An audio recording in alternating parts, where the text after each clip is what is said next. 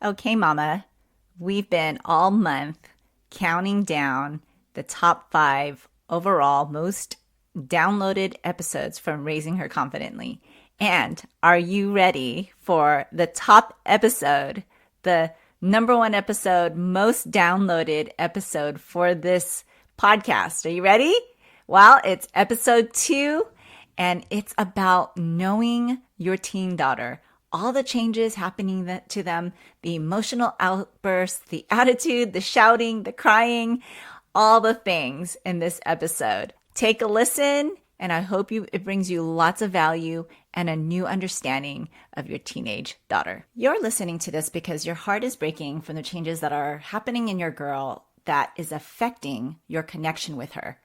Your once cuddly, talkative little girl is now growing up, but with the cost of silence, emotional bouts, and you get the short end of the stick.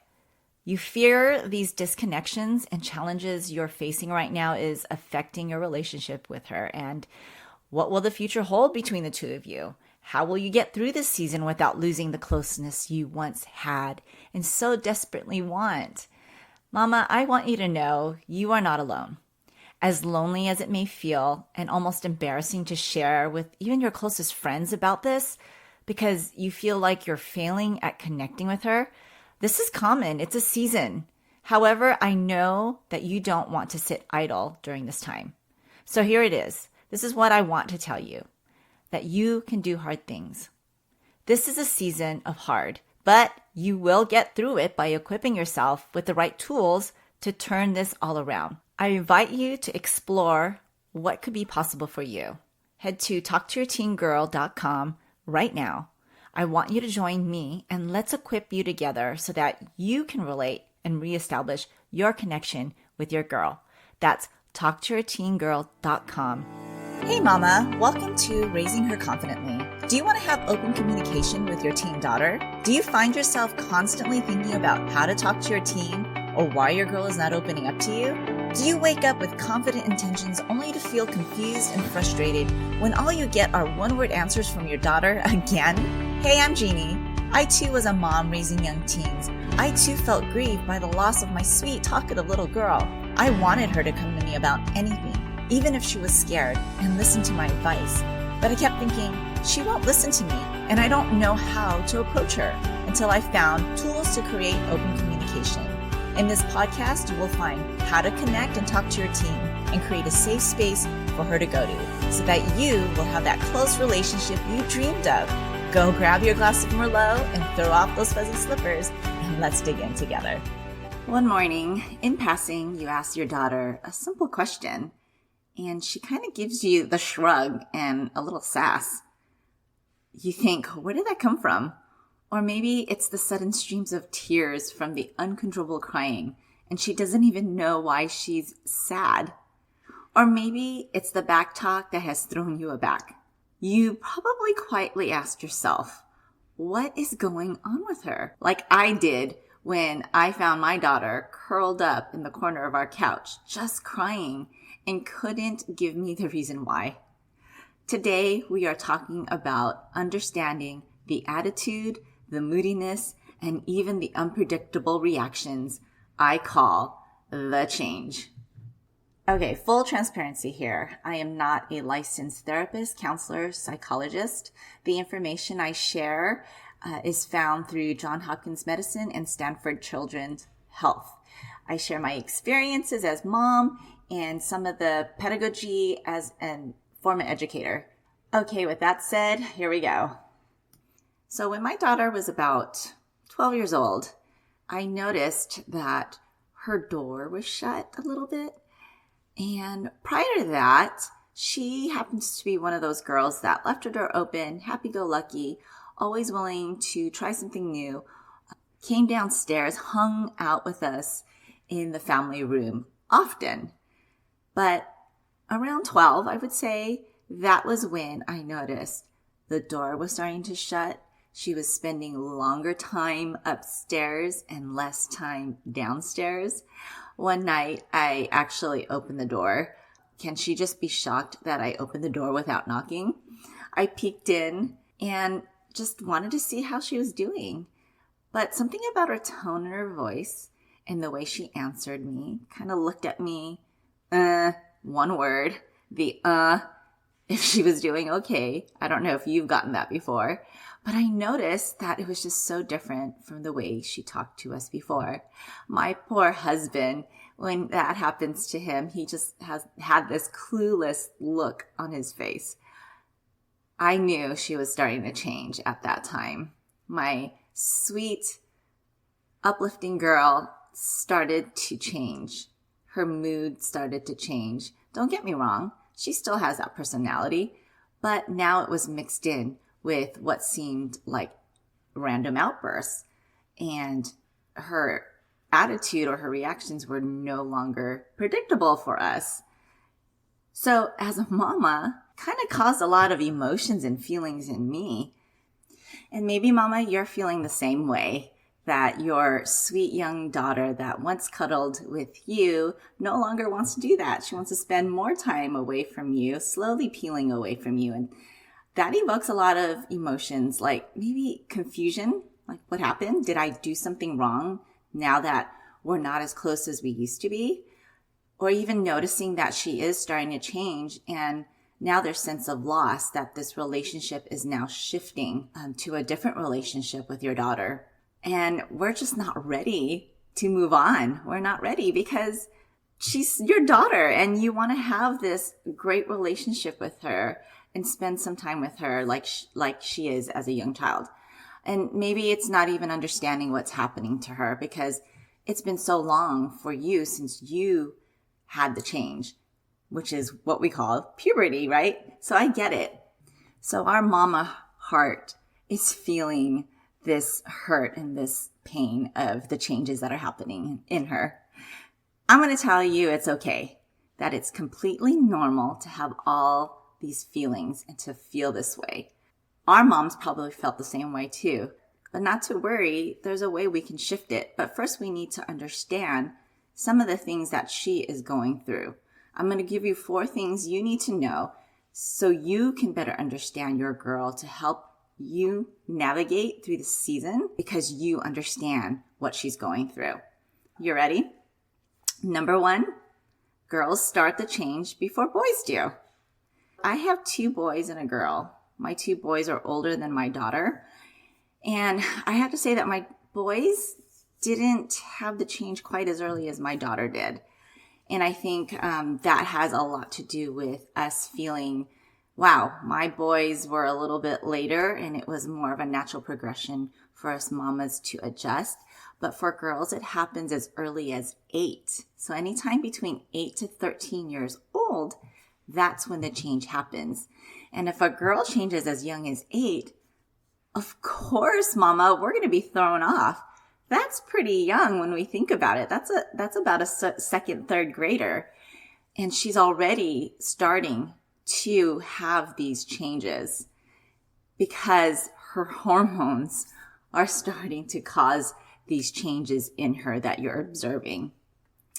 Number 2, your girl does not understand what's happening to them.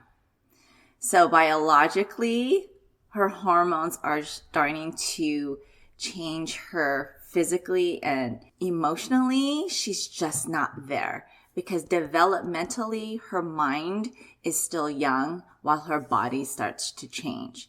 So this can cause her to freak out and not really truly understand the things that her body's going through.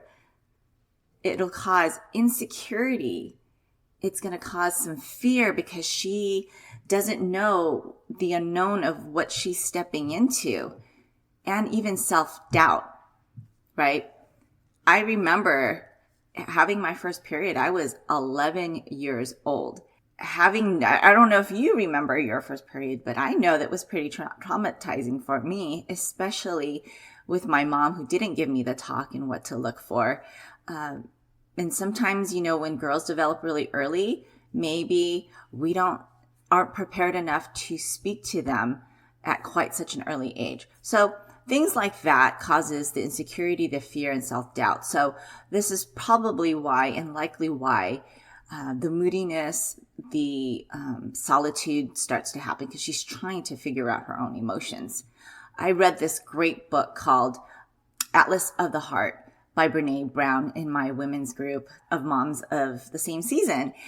And she lays out and identifies and labels emotions. There are about, I think she does 85 emotions and labels and the different layers of what they are.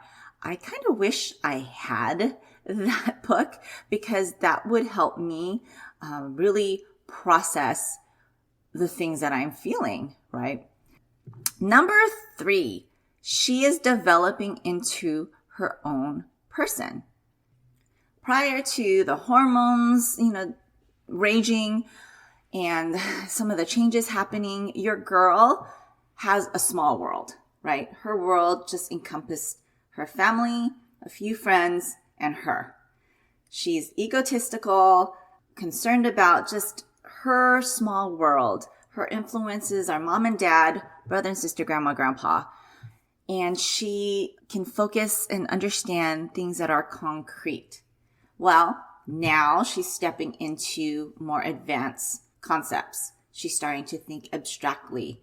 Now she's starting to be concerned with philosophy, politics, and social issues. You could see teenagers getting more involved and having their own opinions about how things should be in the world we live in, right? They're very vocal at this time.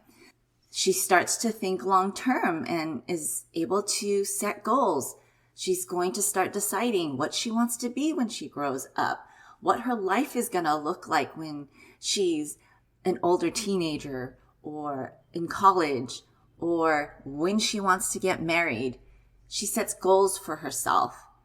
And because her world is starting to open up, she's starting to compare herself to others, including her friends and all the influences that she receives from social media, from culture itself. Now, this is a lot to take in, right? You live in a closed world and all of a sudden it's open, her eyes are open, and it's so much information coming at her that she's starting to notice. And so this is very overwhelming for her and doesn't know how to unravel this. And she's trying to figure it out herself. So that is why moodiness and attitude comes, because there's just so much things being thrown at her and it's just overwhelming. She just doesn't know what to do with it. And sometimes it comes out towards the people she loves the most and is most comfortable with. Number 4, wants her independence.